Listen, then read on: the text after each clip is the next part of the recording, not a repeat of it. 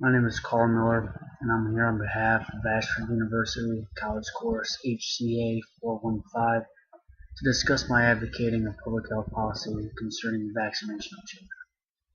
Please hold all questions until the end. It is unfortunate that this is once again a topic of conversation. Just when we thought the eradication of many diseases was complete, CDC informs us that in fact many vaccine-preventable diseases are in fact on the rise.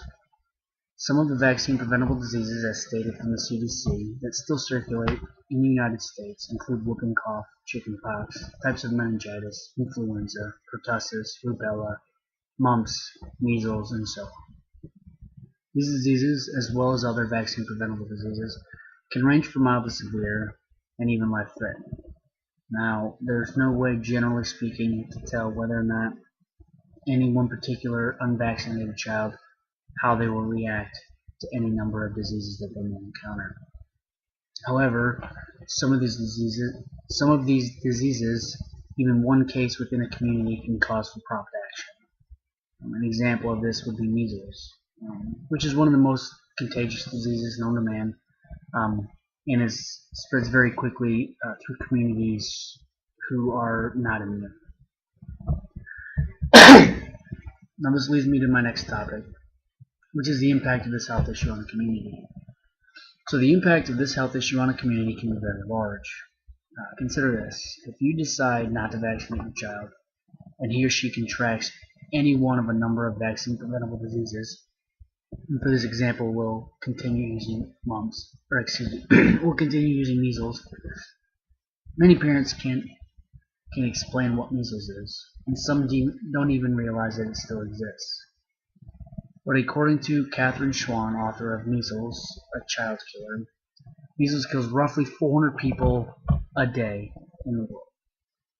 However, it costs roughly the equivalent of a pack of gum, $1 to $2 US to prevent. Now, the virus can lead to serious complications, such as permanent hearing loss, brain damage, and even death. But this is just one example of the dozens of vaccine-preventable diseases that are out there. This health issue needs to be addressed because it is ridiculously apparent that not vaccinating children is on par with going to the bar, taking a couple shots of your preferred alcoholic beverage, and then driving home without a seatbelt. Now, we'll get into the legality of it shortly, but all I ask is that you be responsible. Moving on. This policy has the potential to affect many people, to include the children who are otherwise unvaccinated, but also their parents, the very people that I'm speaking to. But even further along, we have the people of any community who are stricken with autoimmune disorders and cannot fight off regularly preventable diseases, but also includes other children who have yet to be vaccinated. The concern here is that the focus is on my kids, or our children. However, nobody stops to think about how these diseases could spread through a community of unvaccinated people with severe ferocity. Your child may recover rather quickly. As I stated earlier, there's no way of telling how well a person or a child will react or recover from any of these preventable diseases. However, like I said, your child may recover very, very quickly. But his or her best friend, who contracted this same disease from them as a result, may end up with serious medical complications or die. Now, the policy that I propose is to require the vaccination of all children. This in turn addresses the health issues by once again attempting to eradicate these preventable diseases. Now, as a result, there will be many considerable changes that happen by enacting a policy of this magnitude. The most commonly known concern is the violation of the human rights to freedom of informed medical consent. And this could be seen as a violation of that right, and generally that's how it's argued. However, I give you the seatbelt example again. Is it not a fundamental right to decide whether or not you should protect yourself in your own car, or have the ability to choose whether or not you protect yourself in your own car? Of course it is. However, the federal government stipulates that you will be assessed a fine for not wearing your seatbelt. So I suggest fines being implemented for parents who refuse to vaccinate their children. Now, moving on to costs and benefits, as I already stated, The vaccine for measles, according to Catherine Schwann, is roughly $1. However, the CDC has a cost estimate worksheet for this very thing. It's updated roughly every 1 to 2 months to stay current in whatever year it is. So the cost estimate right now for hepatitis B is roughly $25. For the measles, mumps, and rubella, or MMR, it's roughly $40. Now, like I said, the CDC has its current up-to-date website. The listings that I give you today are from February of this year, roughly 22 days ago. Now, the most expensive vaccine on this list is a type of MMR vaccine of a different brand administered by a different company, and it goes for roughly $190. Now, any of these prices, even if not covered by insurance, far outweighs the costs of weeks, months, and years of medical care because of one of these diseases, not to mention the cost of losing a child.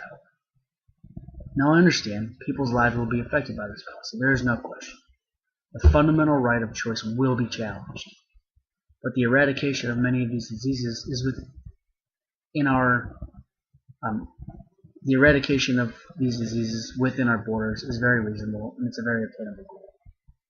Now, sometimes parents make poor choices, whether it's because they're ill-informed or they're just stubborn. Nobody should be able to create an unnecessary risk to a community or general population just because they can. Now, I appeal to you, the legislators, to help reinforce the requirement of all vaccinations in children. Now, according to Time magazine, there is almost a zero political divide on this issue. In 2014, Dan Kahn, professor of law and professor of psychology at Yale, surveyed roughly 2,300 adults on this very thing. He wanted to know whether the often repeated idea that the public is increasingly fearful of vaccines was true, and whether political parties were really split over vaccines, risks, and benefits. And he found that the answer was largely no. And I quote from Kahn. Kahn's number one finding was this: there is a deep and widespread public consensus, even among groups strongly divided on other issues such as climate change and evolution and marijuana legality and gun laws, that child vaccinations make an essential contribution to public health. Now, it is clear that your constituents would largely agree with you, and they already do. However, there are some who do not, and I ask you to show them or make available to them the vast amount of data showing and supporting exactly what I'm telling you today. They are holding back the United States healthcare system, and I urge you to help show them the way. Thank you, and barring any questions or remarks.